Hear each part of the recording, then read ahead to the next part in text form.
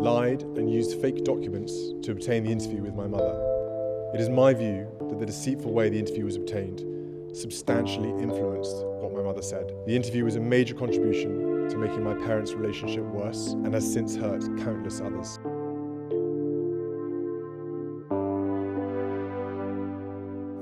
There are royal secrets that even the king doesn't know. Buckingham Palace has stood as a symbol of tradition for centuries, and it holds the mysteries of the British monarchy. Inside the gigantic castle, there are tales known only to the senior royals, and some of these tales are even older than the crown itself. Yet not everything is meant to be seen by anyone. When Prince William stumbled upon a seemingly forgotten passage, his life shifted in a way he didn't expect. What did he uncover in that hidden room? And why was it concealed for so long? Join us as we unravel what Prince William found in Camilla's secret rooms that shocked him. The strange discovery. It began like any other inside the palace. Staff moved along the wide corridors, carrying papers, trays, and schedules, as is the custom. The sound of footsteps was heard throughout the corridors. At that moment, Prince William was walking through the West Wing, a part of the building that had always been less used. He had passed it before, but this time something unusual caught his attention, something he'd never really paid heed to. A hallway stretched out in front of him. It was dim and looked like what was almost forgotten. Like other times, the prince could have just walked past it, but today he paused, feeling drawn to it. A door that looked different from the rest stood at the far end of the hallway. Its wood looked older, and there were scratches left on its surface. It looked suspicious, and William decided to check it out. He stepped closer, and a single grace at the lock told him it was suspicious indeed. The lock looked newer than the frame. If the frame was that old, shouldn't the lock look similar? Why was it shining faintly under the pale light? William had grown up inside these walls and thought he knew every corner. Yet as he stood before the door, he couldn't find anything about it in his memory. He didn't enter immediately, but leaned back, studying the space around him. His suspicion only grew. There were no portraits hung on this wall, no decorations filled the gaps. It was just plain, almost deliberately so, as if designed to be overlooked. From the marks on the carpet, William probably felt someone had been here not long ago. But he was unwilling to turn back, especially since his suspicion had reached unexpected levels. There weren't even any cameras around. Wasn't every hallway lined up with cameras? Why was this one bare? More questions arose, and the only way to clear his doubt was to look into the room. He pushed the door, but the lock held firm. He obviously couldn't force it open in broad daylight. He needed to return later when fewer eyes could see. The next day, the West Wing was empty again. William made his way back carefully, his steps softer than usual. With a casual excuse, he got his hands on a set of keys, though he knew not all would fit. As he reached the hallway, the same heavy air from yesterday greeted him. Without wasting time, he slid the first key into the lock, but it refused to turn. The second key slipped in, but stopped halfway. Upon trying the third key, it finally gave a faint click. He turned it fully and the lock gave way with a reluctant snap. The door creaked slightly as he pushed it in. A faint smell drifted through the small gap. He stood in the doorway, staring into the shadows beyond. At first glance, the room looked like it had been sealed for years. Yet something about it felt strangely alive. The air carried an odd scent mixed with the faint trace of polish, as if someone had taken care to preserve what lay inside. William stepped across the threshold. His eyes scanned the space. Dust lay thick in some corners, yet other parts appeared recently touched. Along the walls, shelves stretched high, covered with boxes, folders, and objects carefully arranged, but well hidden. It became clear immediately that it was not a forgotten storage area. Rather, it was a room meant to stay unseen. He moved deeper into the room and reached for a lamp on the table, turning it on with a slight pull on the cord hanging beside it.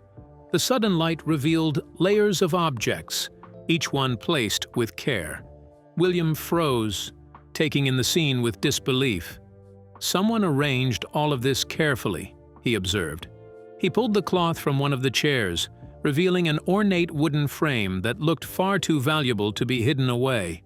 He brushed the fabric gently, watching dust rise into the air. The room did not carry the mess of storage, but the order of intention. Every item had a place. Every detail seemed to serve a purpose. He turned toward a tall cabinet standing against the far wall, its lock already open as though expecting him. The cabinet creaked as he opened it, and inside he saw shelves stacked with boxes labeled in handwriting he did not recognize. He pulled one out carefully, the cardboard heavy in his hands. As he opened it, he saw objects wrapped in tissue paper preserved with proper care. He unfolded one layer, revealing a small framed photograph of his mother. The image definitely sent a sharp rush through him, forcing him to step back a bit. How could this be? He closed the box quickly. The discovery unsettled him more than he wanted to admit. It wasn't just about the items themselves, but about the secrecy behind them. Why would such personal pieces of his mother's life be locked away in this hidden place? He returned the box to the cabinet and shut the door with a heavy hand. His eyes moved across the rest of the room, searching for answers. He reached for another folder and opened it, scanning quickly. Letters, notes, and newspaper clippings spilled out, each tied in bundles. Some looked worn, their edges frayed as though they had been read many times. Others appeared untouched, kept only for their value. It was at this point that William realized that this room had been used to store pieces of history, but in a way that twisted their meaning. He then stumbled upon a small desk placed near the center, its surface cleared except for one velvet box. He reached for it. Upon opening it, he found a string of pearls that looked extremely familiar. He recognized them instantly from pictures of his mother. The reality of the room pressed harder now. It was not just a space of storage, but one of control. Each item had been collected, hidden, and preserved away from the family's sight. William's anger grew, though he forced himself to stay composed. He needed to understand the full extent of what was here. But if you think that's all, you're mistaken. There's more. Competing with a ghost. Crouching, he pulled out a small wooden box that had its lid engraved with initials. The weight of the box somehow told him it carried more than trinkets. As he opened it, he found old letters bound with a ribbon. Their ink faded, but still readable. He held them briefly before placing them back. He wasn't ready to confront their words yet. He knew these letters should never have been hidden like this. William stepped toward a chest resting low against the wall. It was polished, unlike the other furniture, and its lock had been left open. Kneeling, he lifted the lid and froze at the sight inside. Carefully folded dresses lay within, the colors faint with age. But William recognized them instantly. They belonged to his mother. His breath caught, his body tense with shock as he reached out and touched the fabric gently. A sharp voice cut from behind him. Apparently, one of the trusted guards had followed quietly. He stepped into the doorway and his eyes widened at the sight before him. His reaction was very similar to William. "This shouldn't be here," said the guard. William stood, his jaw tightening. The discovery shook him more than he wanted to admit. He closed the chest, pressing down harder than necessary. His mind raced with questions he did not want to voice. He turned to the shelves next and found more things that belonged to his mother, Princess Diana. The guard moved closer, his face troubled as he scanned the room. His gaze stopped at a smaller table near the mirror where photographs had been pinned onto a board. He leaned forward, his voice lowering as if afraid of being overheard. "Someone's been collecting her life," said the guard. The photographs were not only of Diana, but also of Camilla. Some were cut from magazines and placed side by side, almost as if comparisons had been made. He pulled one free from the board and stared at the edges where tape still clung. Just then, a maid appeared hesitantly in the doorway. She had been passing by and noticed the light glowing from the once hidden room. Her eyes darted around nervously as she stepped inside, her voice trembling.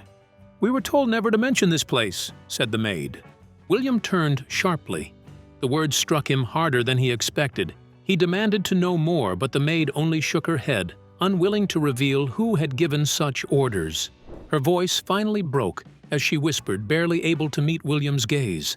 "This room belongs to her," said the maid. William knew instantly who she meant. So who is behind all these? The culprit and the aftermath. The days after William's discovery became some of the most unsettling in recent palace memory. He tried to carry on with public duties, cutting ribbons, delivering speeches, but behind his carefully trained smile, fury simmered. That hidden room had lodged itself in his mind like a thorn. Every time he stood before crowds waving flags, every time he looked into cameras flashing under the cold London light, he felt the weight of what he had uncovered.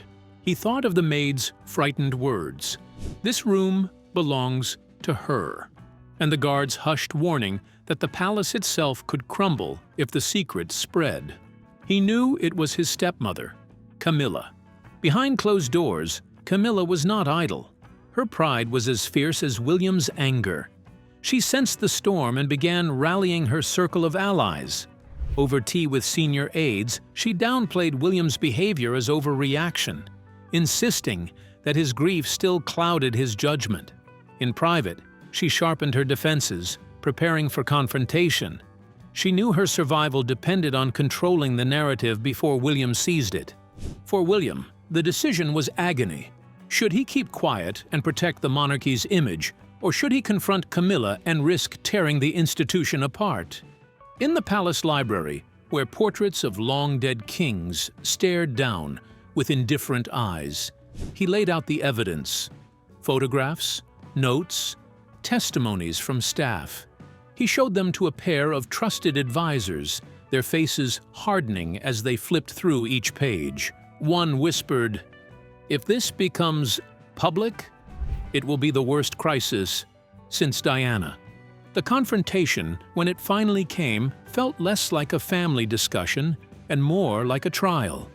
Clarence House had hosted countless dignitaries, state dinners, and intimate family moments.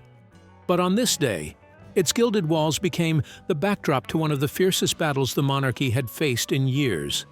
Prince William entered the drawing room with his jaw set, his eyes carrying the weight of sleepless nights and unspoken grief. Behind him walked two aides, their faces pale with nerves. The fire in the hearth flickered, but the warmth did little to cut through the chill of tension. Camilla was already seated near the window, her teacup untouched, her posture stiff, her eyes flickering with defiance. She knew what was coming, and so did everyone in that room. What followed was a clash of grief and pride. William accused her of obsession, of twisting Diana's memory into something grotesque. Camilla defended herself, saying the room was a private retreat, a place of remembrance misunderstood by others.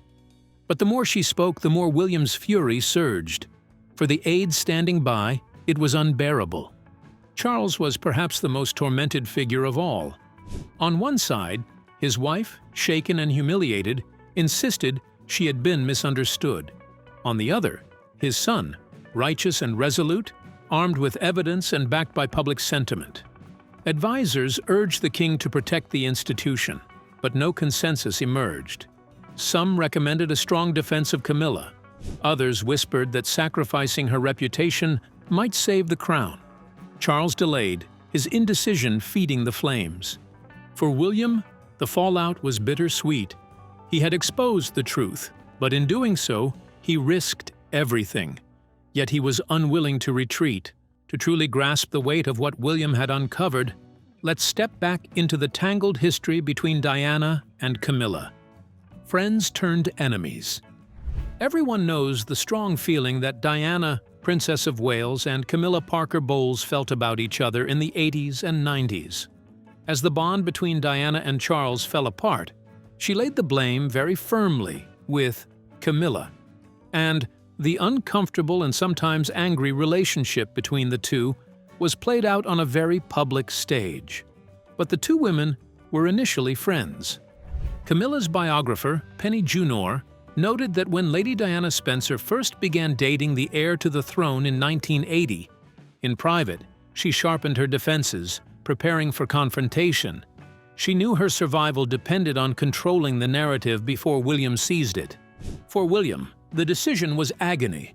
Should he keep quiet and protect the monarchy's image, or should he confront Camilla and risk tearing the institution apart?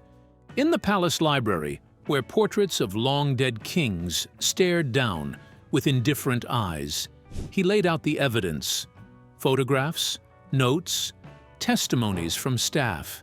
He showed them to a pair of trusted advisors, their faces hardening as they flipped through each page. One whispered, "If this becomes public, it will be the worst crisis since Diana." The confrontation, when it finally came, felt less like a family discussion and more like a trial. Clarence House had hosted countless dignitaries, state dinners, and intimate family moments. But on this day, its gilded walls became the backdrop to one of the fiercest battles the monarchy had faced in years. Prince William entered the drawing room with his jaw set, his eyes carrying the weight of sleepless nights and unspoken grief. Behind him walked two aides, their faces pale with nerves. The fire in the hearth flickered, but the warmth did little to cut through the chill of tension. Camilla was already seated near the window, her teacup untouched, her posture stiff, her eyes flickering with defiance. She knew what was coming, and so did everyone in that room. What followed was a clash of grief and pride. William accused her of obsession, of twisting Diana's memory into something grotesque. Camilla defended herself, saying the room was a private retreat, a place of remembrance misunderstood by others. But the more she spoke, the more William's fury surged. For the aides standing by, it was unbearable. Charles was perhaps the most tormented figure of all. On one side, his wife, shaken and humiliated, insisted she had been misunderstood. On the other, his son, righteous and resolute, armed with evidence and backed by public sentiment. Advisors urged the king to protect the institution, but no consensus emerged. Some recommended a strong defense of Camilla. Others whispered that sacrificing her reputation might save the crown. Charles delayed, his indecision feeding the flames. For William, the fallout was bittersweet.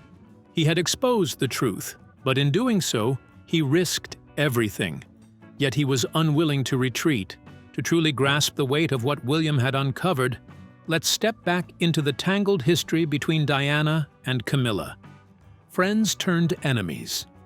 Everyone knows the strong feeling that Diana, Princess of Wales, and Camilla Parker Bowles felt about each other in the 80s and 90s. As the bond between Diana and Charles fell apart, she laid the blame very firmly with Camilla. And the uncomfortable and sometimes angry relationship between the two was played out on a very public stage. But the two women were initially friends. Camilla's biographer, Penny Junor, noted that when Lady Diana Spencer first began dating the heir to the throne in 1980, they were often guests at Bolhide Manor in Wiltshire, the country home Camilla shared with her first husband, Andrew Parker Bowles. The women enjoyed each other's company, and Diana is said to have enjoyed helping Camilla with her young children, Tom and Laura. Before the royal engagement was announced, Camilla provided a friendly shoulder to lean on as Diana navigated one of her first experiences with the cameras at Ludlow races, where both women watched the Prince of Wales competing. Soon after Charles and Diana announced they were to wed. In February 1981, the bride-to-be moved into Clarence House, where Diana later told Andrew Morton, who wrote the 1992 book Diana, her true story. She found a note from Camilla on her bed, asking her to lunch. The two enjoyed a gossipy meal, but Diana later remembered the meeting less fondly, believing Camilla was using it to work out when she would be able to see Charles on his own after the royal wedding. In fact, soon after the engagement, Diana became distrustful of her new friend. Morton's book describes how upset Diana was by Charles's decision to give Camilla a bracelet, engraved with the initials G and F, just before his wedding in July 1981. Diana was convinced it symbolized Gladys and Fred, the pet names Charles and Camilla allegedly used for one another. Others claim it meant Girl Friday. Penny Junor also sheds light on the pain Diana felt when a photo of Camilla fell out of Charles's diary during their honeymoon on the royal yacht Britannia. But the early years of Diana's married life involved little actual contact with Camilla. In fact, Charles's former girlfriend stayed away from events she knew the Prince and Princess of Wales would attend. But in the mid-80s, Diana was convinced her husband was seeing Camilla again. In 1989, the women came face-to-face at a birthday party for Camilla's sister, Annabelle. Diana told Andrew Morton that she surprised Charles and his friends by attending the celebration. And once there, she engineered a conversation with Camilla in which she told her she knew about the real state of her relationship with Charles. Diana later recalled that Camilla had come back by saying the princess had beautiful children and public adoration, before asking her what more she wanted. Diana's reply? "I want my husband." Both women were left visibly shaken by the encounter. In the following years, there was no more contact. However, the relationship between Diana and Camilla became very public as the royal marriage broke down. In the 1990s, the princess began to reveal her feelings toward Camilla, and in 1995, she gave her famous Panorama interview. Her conversation with Martin Bashir shed light on her relationship with her rival, with Diana famously saying, "There were 3 of us in this marriage, so it was a bit crowded." While her relationship with her ex-husband is said to have mellowed following their divorce in 1996, Diana never reconciled with Camilla and was reported to be upset when Charles organized a 50th birthday party for her at Highgrove, their former marital home, in July 1997. Diana's death, just weeks later, led to a public backlash against Camilla. Although the feud ended so suddenly with Diana's untimely death, what lasting impact did it leave on the son who adored her most, Prince William? The unending grief. Prince William has opened up about the public grief he experienced following the death of his mother, Princess Diana. He confessed that at the time, he couldn't understand why people who didn't personally know her were so affected by her passing. The world was shocked when news broke that the Princess of Wales had died in a car crash in Paris on August 31, 1997. It was Charles who had the heartbreaking task of informing his sons, William and Harry, about their mother's tragic demise. At the time, they were holidaying at Balmoral with Queen Elizabeth and other members of the royal family. The event triggered an outpouring of public sorrow and also drew attention to her young sons. William was just 15 and Harry was 12 at the time, and both were photographed bravely attending her funeral. Over the years, the princes have shared their experiences of this period and how they've managed to cope with the loss of their mother, reports The Mirror. William has often spoken about his desire to make his mother proud and not let the tragedy break him. In the poignant ITV documentary, Diana, Our Mother, which aired in 2017, he said, "It'll either make or break you, and I wouldn't let it break me, I wanted it to make me. I wanted her to be proud of the person I'd become. I didn't want her worried or her legacy to be, that William and/or Harry were completely and utterly devastated by it." Prince William has opened up about the overwhelming public grief he witnessed following his mother's death. Recalling the moment he stepped outside Kensington Palace, he described seeing a sea of flowers and hearing the crowd's intense emotions. According to him, they were shouting, wailing, literally wailing at them, throwing flowers and yelling, sobbing, breaking down. People fainted and collapsed. It was a very alien environment. The Duke of Cambridge admitted to feeling protective over his mother's memory, questioning the public's intense mourning for someone they didn't personally know. He said he couldn't understand why everyone wanted to cry as loud as they did and show such emotion as they did when they didn't really know his mother. He felt a bit protective at times about that. He wondered, "You didn't even know her, why, and how are you so upset?" Now, looking back, he has learned to understand what it was she gave the world and what she gave a lot of people.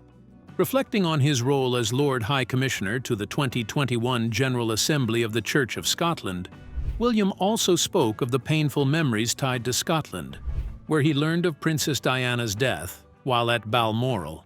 Scotland is incredibly important to me and will always have a special place in my heart.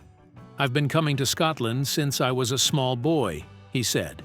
He found solace in the Scottish outdoors during his time of mourning, affirming that his bond with Scotland is everlasting. In short, Scotland is the source of some of my happiest memories, but also my saddest. I was in Balmoral when I was told that my mother had died. Still in shock, I found sanctuary in the service at Crathie Kirk that very morning. And in the dark days of grief that followed, I found comfort and solace in the Scottish outdoors. As a result, the connection I feel to Scotland will forever run deep. For William, alongside this painful memory, is one of great joy, because it was there in Scotland that he first met his wife, Catherine. Needless to say, the town where one meets their future wife holds a very special place in one's heart. He also stated that his kids, George, Charlotte, and Louis, already know how dear Scotland is to both of him, and they are starting to build their own happy memories here too. William has no doubt they will grow up sharing our love and connection to Scotland, from the Highlands to the Central Belt, from the islands to the borders. Beyond the sorrow her sons endured, Diana's true legacy lived on. How did she earn her title, the People's Princess? The People's Princess and her legacy. She lost the full protection of the royal establishment, and the media intrusion became more invasive than ever. Yet she carried on, determined to make a difference in the lives of those who had no one else to fight for them. Her butler, Paul Burrell, later recalled how she would often sit in her Kensington Palace apartment, sipping tea and reflecting on the day's work. She found solace in those quiet moments, but with that solace also came a deep sadness. He explained that she gave so much of herself, but at the end of the day, she had very few people she could truly count on. It goes without saying that Diana's humanitarian efforts were her only way of channeling her pain into purpose. She had been denied the fairy tale she once imagined, but she refused to let her struggles be in vain. She would not allow herself to be defined by her suffering. Instead, she dedicated herself to being a voice for the voiceless, and her son William is determined to protect her memory. Do you think William confronted Camilla only out of grief? Or did she deserve it? Share your thoughts with us in the comments section. Remember to like, share, and subscribe for more. Also, click the next video showing on your screen. You will enjoy it.